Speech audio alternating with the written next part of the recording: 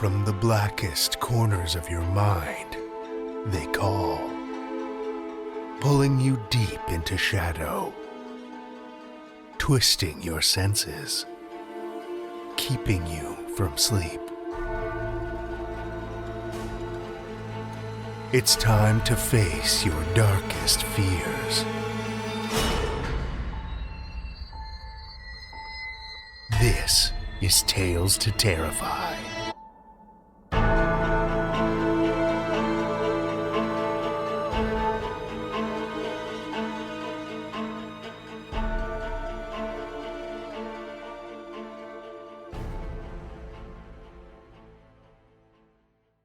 Good evening, children of the night, and welcome. Just dropping in quickly to let you know that yes, I did survive the oubliette I was cast into for the last month, and to give a shout out to Meredith, Crystal, and Kathy for helming Women in Horror Month. I hope you all enjoyed it as much as I did. But before you get all cozy and settle back into business as usual, I'm not stepping back into the hot seat just yet. We've got a handful of other familiar voices that will be taking over the mic as guest hosts over the next month. We've got an incredible range of talented and passionate people working behind the scenes to bring you this show. And we'd like to take some time to recognize and give you a chance to get to know them better too, children of the night. So, wish me luck as I'm cast back into the pit for a few more weeks. At least I know you're in the best of hands. To kick us off, here's Seth. Good evening, children of the night. Welcome to Tales to Terrify. My name's Seth. I'm a narrator here as well as the managing editor.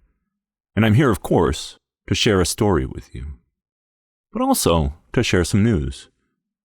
Part of my role here is to work with Meredith and the team of readers to identify stories to produce. So I'm here to announce that Tales to Terrify is open for submissions. And we've increased our pay rate for original work from 1 cent per word to 2 cents per word. We're trying to publish the best stories we can get for you. If you're a patron, thank you. If you'd like to become a patron and help us pay our authors as much as we can, please visit our website at www.talestoterrify.com and click the links to support. Now, while we're open for submissions from everyone, I'm extending an additional invitation. I belong to a community, and we do truly amazing things. Though, many times, we're forced to blend in or be invisible. I personally like to identify as a ninja.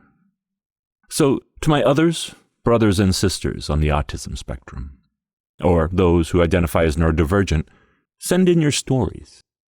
Don't worry, you don't have to disclose a diagnosis. Just go to www.talestoterrify.com/submissions and follow the steps. Now remember that stories that are submitted outside of the listed guidelines will not be read. So dust off your quills. Someone out there must still have a quill. And send us your best. I can't wait to read them, and I can't wait to share them on the show. On tonight's show, we have one tale for you, which comes from Paul Van Sickle. Paul Van Sickle works in Dublin as a costume designer and is currently querying a collection of short stories. Their work has appeared, or is forthcoming, in The Stinging Fly, the Belfield Literary Review, the Martello Journal, Coffin Bell Journal, Kagibi, New World Writing, and elsewhere. They hold an MPHIL in creative writing from Trinity College, Dublin, and studied fiction at Bennington College. Children of the Night, join me for Paul Van Sickle's Dwelling, a Tales to Terrify original.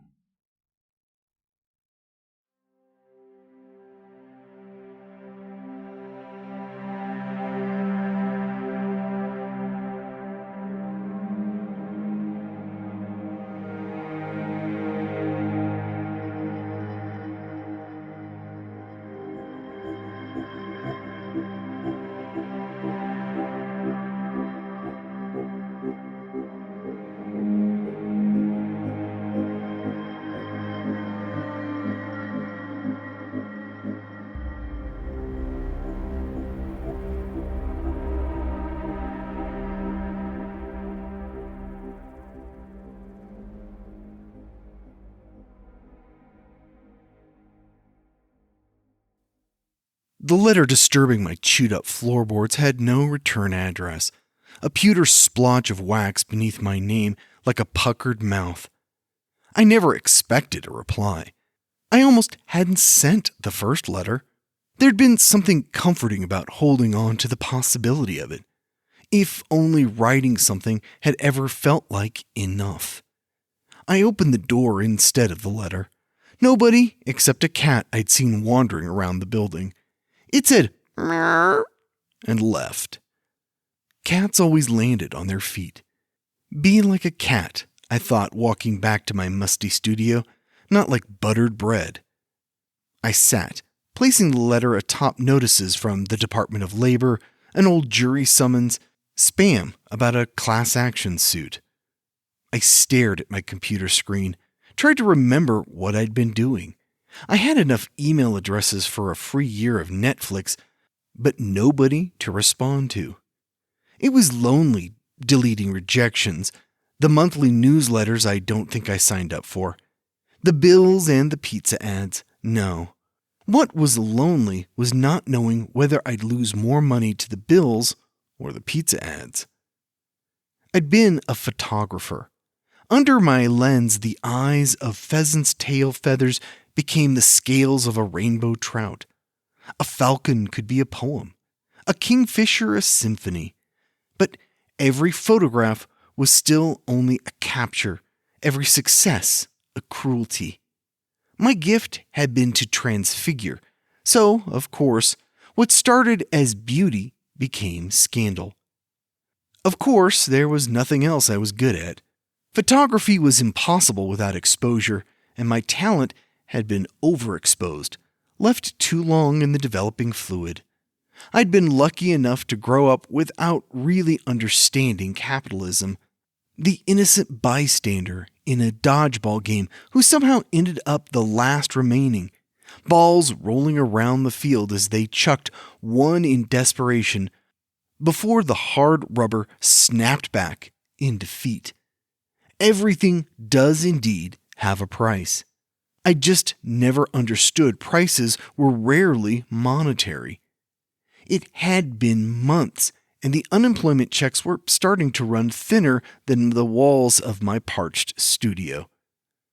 What would Tim have to say? Could he forgive my desperation after we split? My own personal falling star? I'd have chased Tim through a black hole if it swallowed him up. I ripped the letter open with a crusted fork. The wax had bled a little through the envelope. The first words blotted blue. I have a castle. Remember that stupid career planning class where they asked about our 10-year plans? And I said all I wanted was a castle, and then the professor told me having a castle wasn't a career and I failed? Well, now I've got one.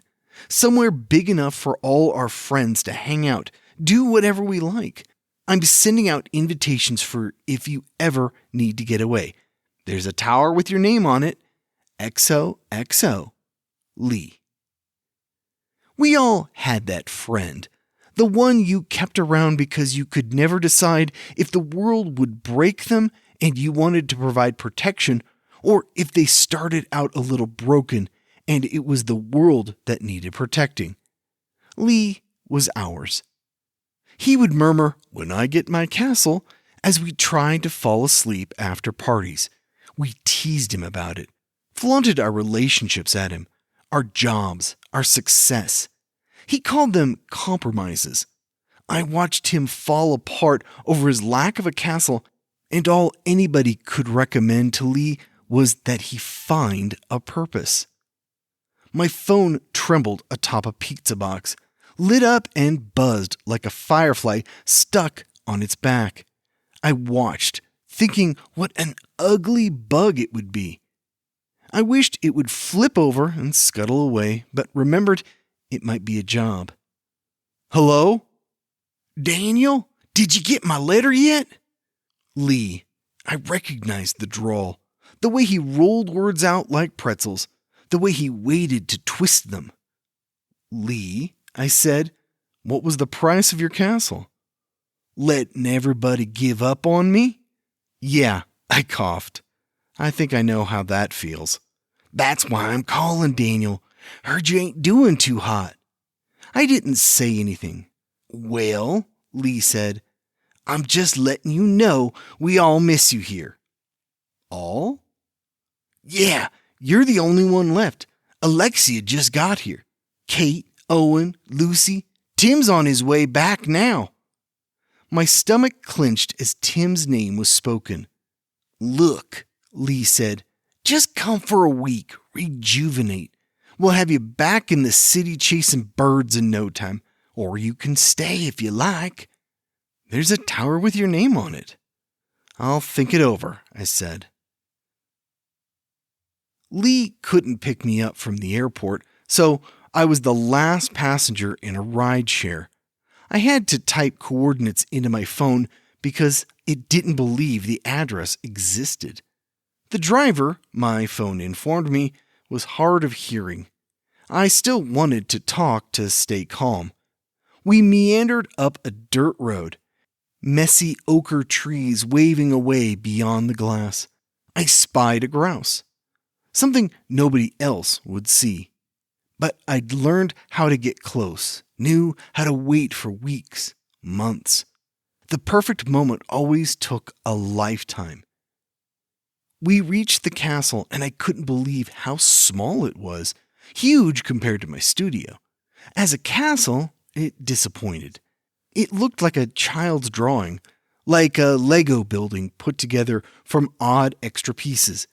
It may as well have been made of wood blocks. The castle was crude, and I equated its crudeness with childhood, with Lee.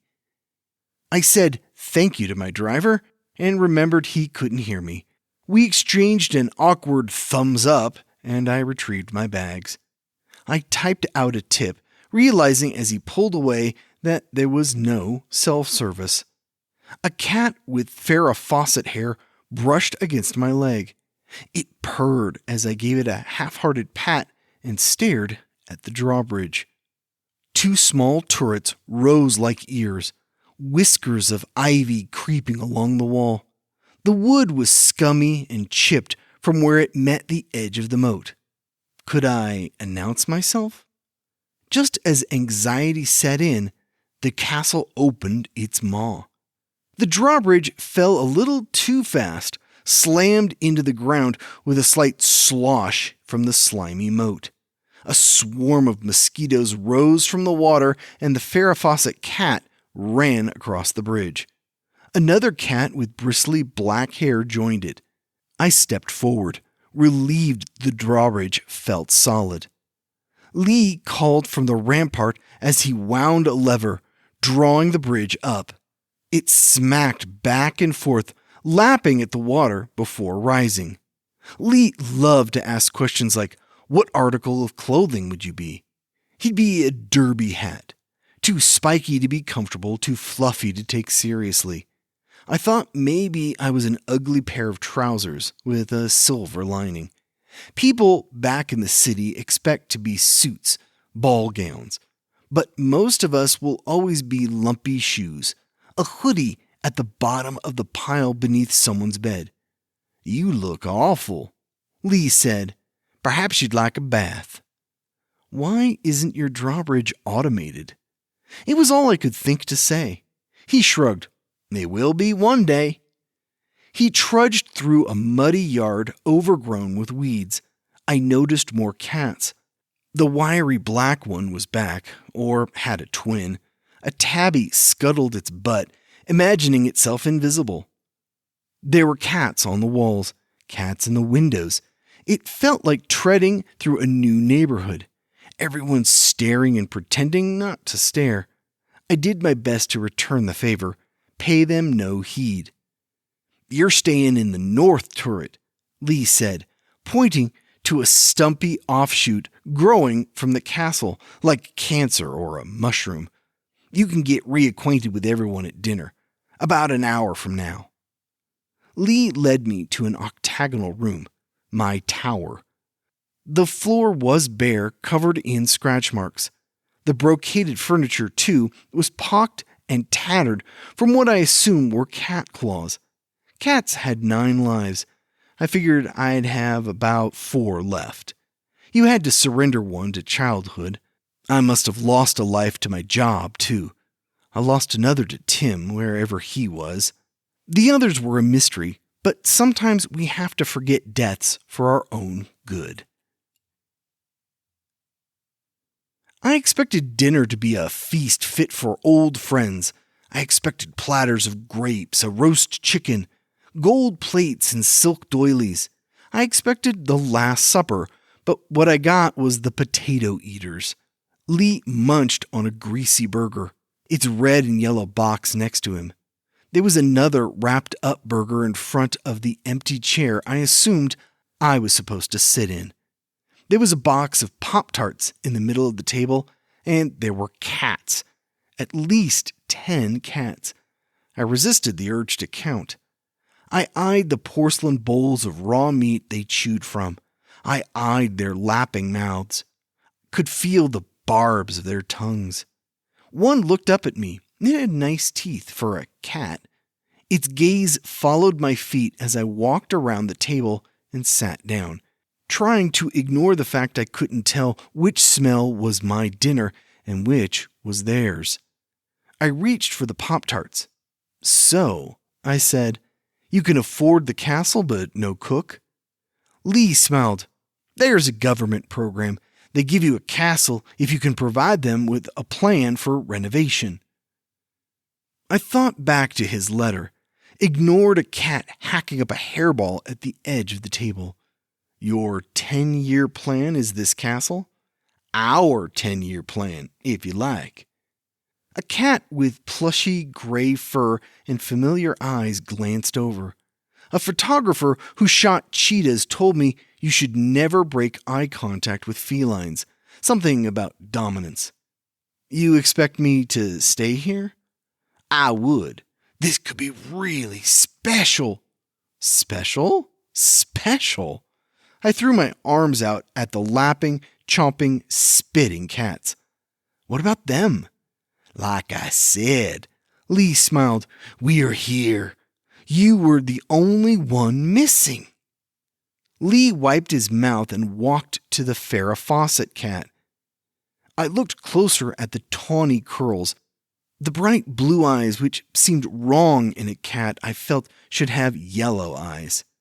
"You were right, Kate," Lee said, pinching its cheeks. "But how long has it been since he's seen you?"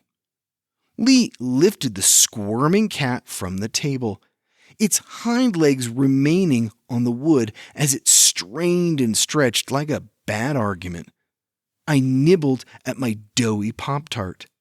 It tasted like being sick of oatmeal for breakfast. The cat won the struggle and skittered off. The others paid it no heed. The raw meat in their identical bowls their only care. Except one. The cat was ashy, as if it couldn't decide between gray or brown. Its back was arched and its eyes were fixed on my mouth. I knew those eyes. Lee stroked the cat and its back settled. "Kate said you didn't recognize her, but you always did take special notice of Tim, didn't you?" The eyes were uncanny. "Lee, you know that's a cat, right?" "Tim," he said, nodding. I looked around the table. The chunky tabby kind of moved like Owen, Lee confirmed. "And there's Lucy and Karen, Emil, Jake, David, Luna. Alexia is upstairs indisposed. I fear she's a bit sick since leaving." All the cats had features I recognized. The shape of the face, the proportion of legs. One had a black mark just like the bow tie Emil wore throughout high school after watching too much Doctor Who. "You know what, Lee? I might go take that bath after all." "The boiler takes a while to heat up," Lee said, shrugging at a pot of dead flowers. The tub lay nestled in an alcove of my tower covered in chipped lilac tile. The dull metal made it hard to tell if the tub was clean. The faucet grumbled and hacked up something gray. By the time the water heated, it ran clear. It was about the only thing that felt clear as I submerged myself. Was Lee so lonely he'd replaced us all with cats? No, I knew loneliness. His actions felt more like lunacy. What did they say about hoarders? Obsessive compulsive? I wanted to call somebody, to run away. Could you report something like this to the police? Could they do anything other than take the cats away? Steam bloomed up to the angled ceiling as I tried to let my stress abate. But still, what to do? I couldn't stay. That was clear. My worry was that I was a coward. If I left, I might pretend none of it had happened, would carry on and leave the cats in the castle to their fates. No wonder the amenities were such a mess. I was surprised when the hot water had spurt down into the tub, though it was already cooling. Starting to doze, I imagined what I might look like as a cat. The paunch would be easy to capture. My eyelids flickered as I heard something. I feared the cats had come calling. Scratching? Not quite. My doorknob was turning. The door opened and I banged my head against the copper tub as a woman ran in. "Alexia, can't you see I'm in the bath?" Her frizzy brown hair had begun graying. Her skin seemed grayer too. She wore a lavender jumpsuit, breathing as if she'd run a great length. "Alexia," I said, taking in her owlish face. "Are you all right?" "Sorry," she panted. "I've been looking for the room he stuck you in for hours." Here, let me get dressed."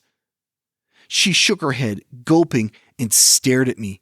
Her eyes changed, her expression crinkling into a grimace. I grasped for a towel as she grasped at her throat. She started coughing. I found the towel and wrapped it around me as I ran towards her. She collapsed to all fours and raised her chin to the ceiling, arching her back with each frenzied breath. "Alexia?" She spat, her eyes unfocused. I came closer and she waved me away. "You have to," she choked, spitting and spitting. I put a hand on her shoulder, felt her convulsing. She gagged, and a pile of her hair tumbled from her mouth. More and more hair came, unfolding from her lips in sticky strands. Alexia retreated from the slick mass even as more spewed out. She walked backwards on all fours, the hair spilling from her throat like soft serve, circles of congealing hair trapping her in. She looked at me, back arching even further. All I could do was shake my head. The towel fell from my body, but I hardly noticed.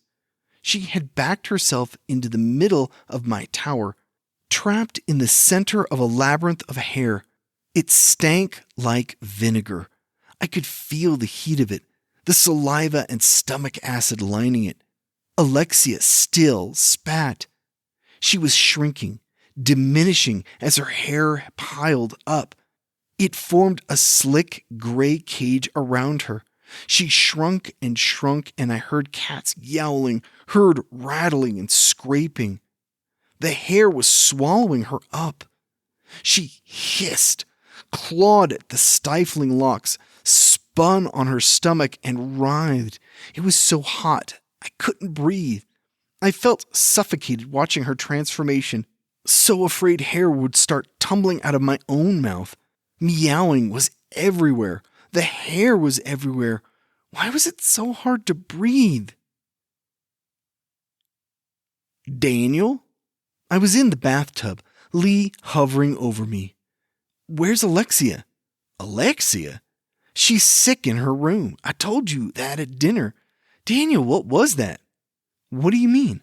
"I mean," Lee said, "I walked in here and you were unconscious at the bottom of the bathtub." "I'm not following."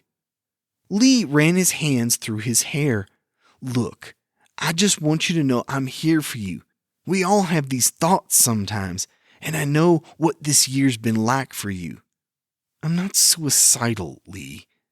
I want to believe you. What can I do to help? Show me Alexia, now. Lee fidgeted, his face blank. Okay. My towel felt wet as I reached for it. Lee noticed me grimace at it. You were thrashing about when I walked in, he said. Look, there's water all over the floor. Or I already dried myself off. I dressed in the clothes I'd traveled in. They smelled like the raw meat from dinner. Lee led me down a mangy corridor. A cat brushed against my ankle. I shook it off. Wondered if it was the Tim cat. We climbed chunky stone stairs to an old oak door. Lee fished a ring of keys from his pocket, rifling. He flipped a switch. The room filled with light like burnt butter. There was an unmade bed, a footlocker, and a small cat folded in on itself. Poor babe, Lee said. She's having a hard time adjusting. I plucked the cat from the bed, inspected it. It was a Devon Rex. An ex-boyfriend had one because they're hypoallergenic. The cat had short, curly hair, long legs, and huge eyes. Beyond that, I didn't really think it looked like Alexia. Gray cats are referred to as blue, I said, setting the cat back on the bed. It rotated its ears, scanning. You shouldn't upset her like that, Lee said. How would you feel if I came into your room while you were sick and started picking and prodding at you? He led me back to the ramparts. I struggled to separate my nightmare from the dozing cat. Separate my dread from the sick friend in front of me. Could I broach it without upsetting him? Lee, I faltered. I'm sorry, but I think this was a mistake. I'm going to leave in the morning. Aren't the stars here beautiful? We didn't get stars in the city. I lost the thread of the conversation I imagined Lee and I having. It had been too many months since I'd seen a sky like that. Nature became frightening when you'd been away long enough. This, I shuddered, was also how I felt about Lee. I get it, he said. Then, distracted, oh, look. He pointed out a shooting star. They make me so sad. I gestured at the castle. Because you got your wish? No. Every asteroid thinks it's going to demolish a planet, wipe out the dinosaurs. Truth is, they all burn themselves down into cinders. So small the water doesn't even ripple on impact. All that work, travel, all that time for nothing. We're not talking about shooting stars anymore, are we? Lee stroked my back until I pulled away. Just stay a couple of days. Can you do that for me, Daniel? You owe it to us. I couldn't. Cats stressed me out on a good day. The stars pressed down, as if the whole sky were coming to smother me. Lee, just 3 days. I watched the trees swaying in the starlight beyond the castle. I'll try. Dawn licked its way through the windows of the tower, stretched out its haunches, and became a new day. I wasn't sure whether I'd slept. I didn't dream. There was rustling, the sound of forest or maybe cats. There was the strange, cozy heat of a stone building, and there was the tangle of my thoughts as I drifted somewhere between sleep paralysis and disassociation. I remember dread, my body limbless as a beetle stolen by ants. I remember the rustling turning into a scrabbling to a definite scratch at my door.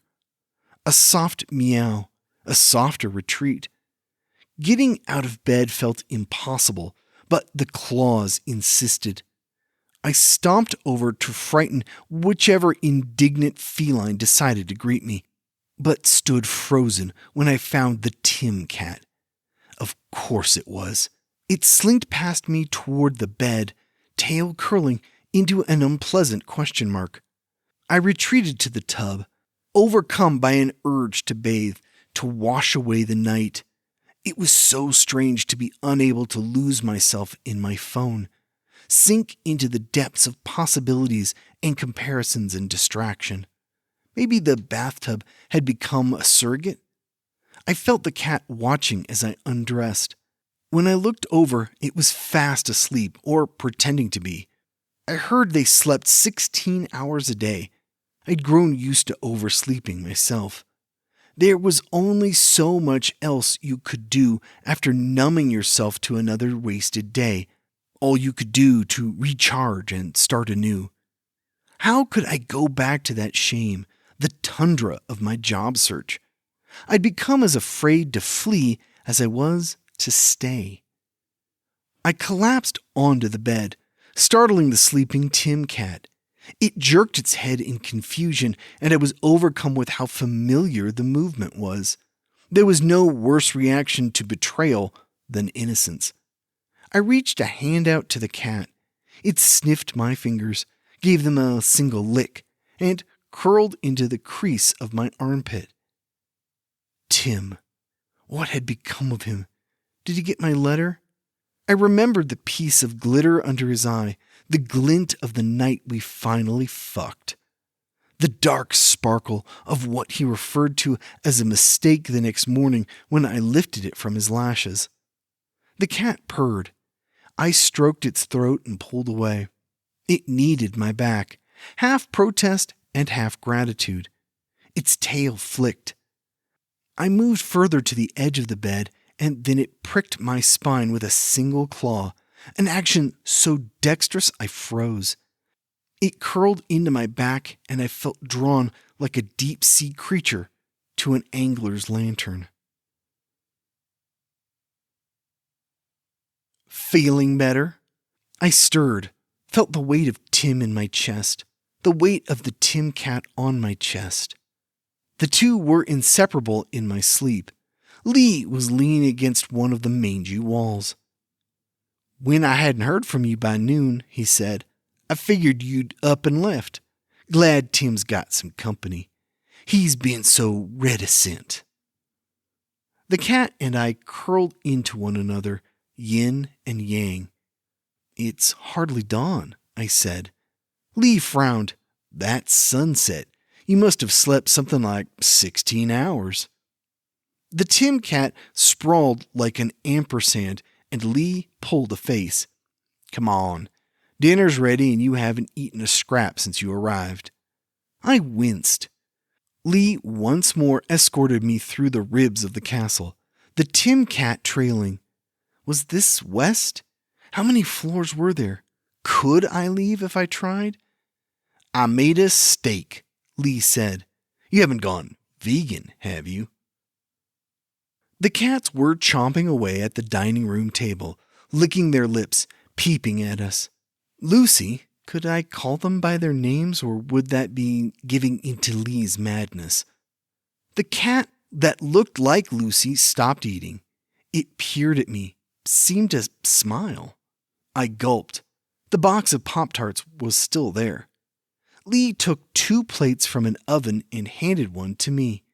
The steak looked charred. His, I noticed, was rare.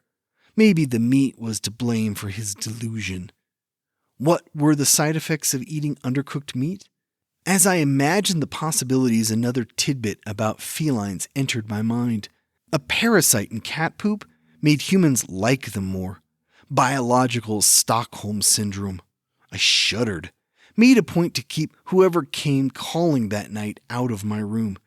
If I wasn't infected already.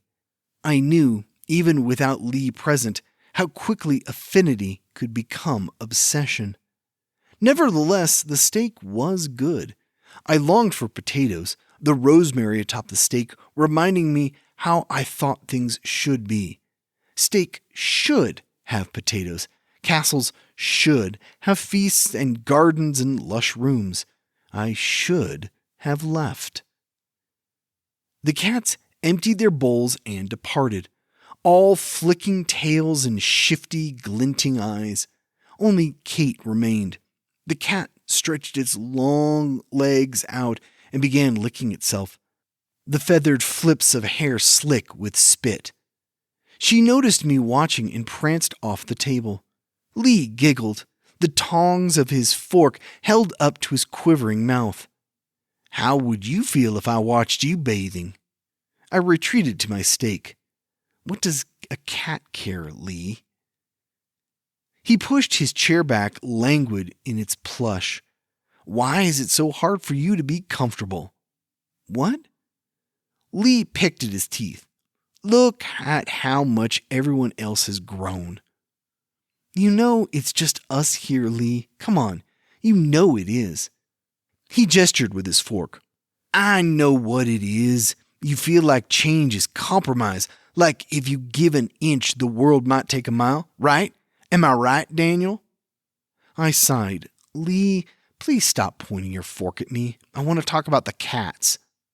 And I want to talk about how you're incapable of letting go, Daniel. Fine. What about you and your fucking castle?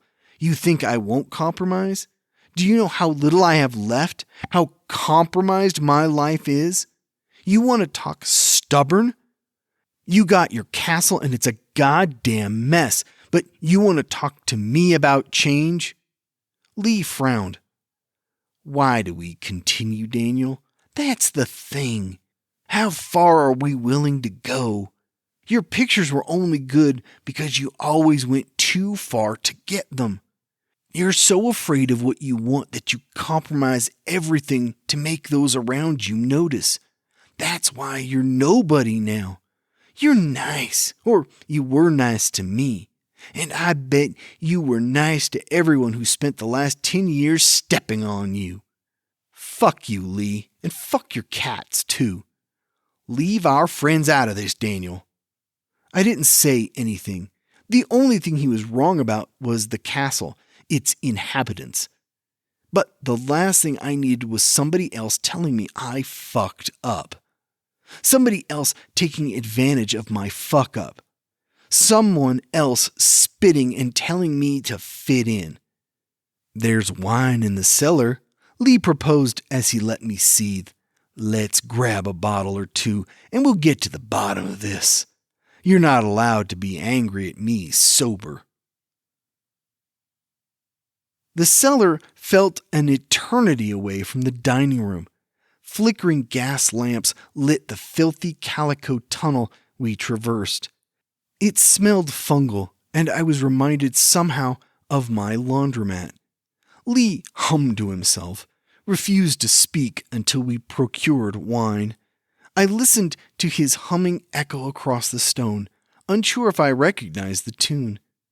We reached a wooden door with wrought iron hinges rusted to ginger. It was the first I'd seen without claw marks. Lee fussed with the handle, and we were met with the slow rumbling from a set of tanks, pipes, and grates. The cellar lights hissed to life. A long accordion of wooden slats held a considerable wine collection along one wall. The ceiling was vaulted brick. The floor looked like it had also once been brick, but it was too filthy to tell. It crunched underfoot as I walked toward the wine. Okay, Lee yelled over the purring of the machine. Red or white? He said it as if wine were a game of chess. I crept to the slats, the crunching of the floor unnerving. Could we fall through to something even deeper? What had rock bottom become to me now? Come on, Lee called. Blood or bone? I removed 2 bottles, one white, the other red. Best not to play. Lee was, of course, more moves ahead. See, this is what I'm saying, Daniel. Just make a decision. Make any decision for yourself. I held steady to the bottles. The boiler purred away as Lee led us to a common room above the cellar stairs. He set forth piling a pyramid of logs inside a fireplace. I struggled with a letter opener and one of the wine corks, dismayed when the crackle of flames came before the slosh of wine into 2 waiting glasses. I sank into a taupe chair with a large heart-shaped back. Lee sat opposite, and a slight orange tabby jumped into his lap. "Sorry," Lee said, stroking its ears. "Karen always was sweet on me." I rolled wine from my lips to my throat, swallowing hard. It was smoky, caustic. More cats came, drawn to the flames, licking away at the wood like it was their raw meat. "Lee, they're just cats. Weird, stretchy mammals you picked up because you're lonely, because I'm the first one who made the mistake of actually coming here." He stared for so long, statuesque. The cats' tails flicked back and forth. They licked their lips. More came. "Please, Lee," I said. "You know it's true. Let me get help for you. Just say it back to me. They're just cats. Come on, say they're just cats." Tim jumped into my lap, stared at me with those familiar honey eyes. I'd never seen a cat with brown eyes. "Say it," I said, uncertain. Lee scratched at Karen's spine. "Have you noticed how the walls seem to breathe with the shadows from the fire?" I had, and I liked it even less than the glowing orbs of the cat's eyes. "There's no program to restore the castle," he whispered as more cats came and I refilled my glass. "I just heard somebody say they do that in Italy. It's been crumbling away for years." I thought of his disdain for shooting stars, chunks crashing off into nothing like melting polar caps. I thought of our friends splintering away from Lee one by one. Would the cats leave too? "How long have you been here?" The cats crept closer. Tim mewled in my arms. Lee poured the last of the first bottle of wine into his cup. "Always." I reached for the second bottle. Tim hissed as I stood up to retrieve the letter opener. He yowled at the silver handle. I uncorked the bottle and was just setting the letter opener back down when I noticed what was beneath it. A single piece of paper and a torn envelope. I recognized my handwriting in the fire glow. I gripped the letter opener, returned to my chair. Tim sprang immediately back into my lap, dug his claws into my leg. I watched Lee, looked for a false curve in his lips, anything that might bring an answer. How had my letter gotten here if it hadn't also gone to Tim? "What do you mean, always?" I asked, the words heavy as the wine did its duty. Nothing so far led me to believe his madness made him violent. I heard his glass clink against his teeth as he sucked at his wine. Tim dug his nails deeper into my leg. "The castle is made of tombstones," he finally said. I shivered, felt Tim's hair standing on end. The pyramid of logs shifted and cinders flew up the chimney as Tim's tail puffed up. He swatted it back and forth, observant. "It started out," Lee continued, "as a chapel. I needed a place to sleep, could hear the spirit trapped within whispering. It wanted additions, repairs. The castle hungers and I feed it. Watch it grow. The tombstones crack once the chiseled names are forgotten. It needs new death to sustain its life." My hand sweated against the letter opener. My glass was empty again. I couldn't recall drinking it. "And the cats?" Karen bounded from his lap. 9 lives are better than 1. 8 deaths sustain the castle, 1 to sustain me. That's the deal." "You have my letter," I said. "I took it from Tim. It's how I knew you'd come. Would you be a dear and get another bottle of wine? Tim stared up at me. I swear the cat had tears in its eyes. He retreated from my lap, left the common room. I held the letter opener tight in my wrist. The cats watched as I inched my way back to the cellar staircase. I was very drunk. Could see the floor swaying and the walls breathing. "Daniel," Lee called from his seat. "Are you going to return to the city?" I reached the stairs, the letter opener clumsy in my hand. "Yes," I said, peeking down the staircase.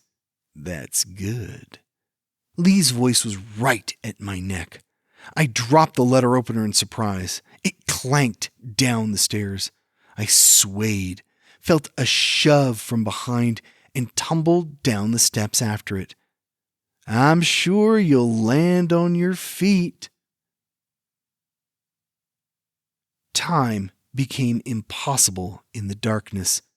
I marked the days by the growth of hair on my chin, the shrinking up of my dehydrated skin, the strange petrichor of blood from my fall on the crumbled stone drying to an iron musk. Sometimes the lanterns flicked to life in the cellar and I searched for the letter opener. Sometimes I heard a yowl and remembered my open letter on the table. Slowly, I could see in the dark, hear more than the rasping purr of the boiler or the throbbing of pipes circulating warmth through the castle. I lived off mice, what creatures I could catch. Often a stone would crumble out of place, a small compromise, a promise of change. I read the names on them, tried to make memories of the rotted out words, hoping someday someone might do the same for me, and the right stone might crumble for an escape. I traced the letters, needing. Sharpening my claws, the castle couldn't breathe without its keeper. I could feel my ears twitched when I thought about it, awaiting an opportunity to pounce.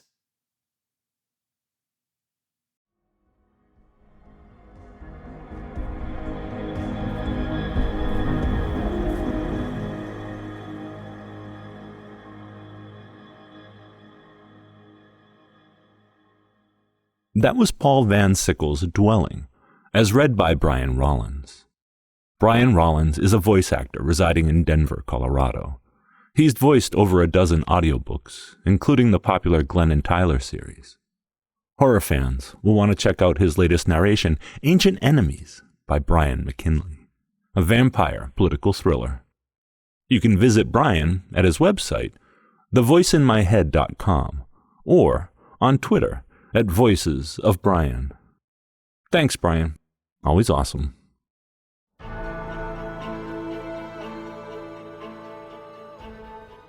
Well, children of the night, the hour is late, and we've run out of tales to tell.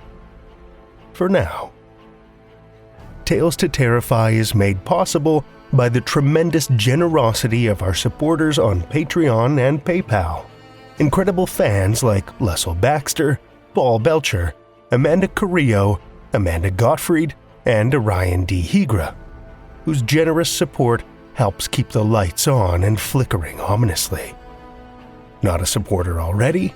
Head over to patreon.com/Tales to Terrify, where you'll find all kinds of perks, like ad-free episodes, bonus content, and one-of-a-kind collectibles and merch packs. Every dollar goes back into this show to make it as horrific as possible, and we appreciate it so much. Want another way to support the show that doesn't cost a cent? Head over to Podchaser, Spotify, or Apple Podcasts and leave us a 5-star rating or review. You'll not only put an unnaturally wide smile on our faces, but help new listeners discover our terrifying tales too. Why not share your love of the show out in the world with some Tales to Terrify merch? TalesToTerrify.com/merch will take you to our TeePublic store, where we've got a great collection of creepy custom and curated designs, so you can show those around you just how twisted you truly are. Tales to Terrify is produced by Seth Williams, Meredith Morgenstern, Andrew Gibson, Crystal Hammond, Spencer Disparty, and myself, Drew Sebastini, with original theme by Nebulous Entertainment. Tales to Terrify is distributed under a Creative Commons Attribution, Non-Commercial, No Derivatives license.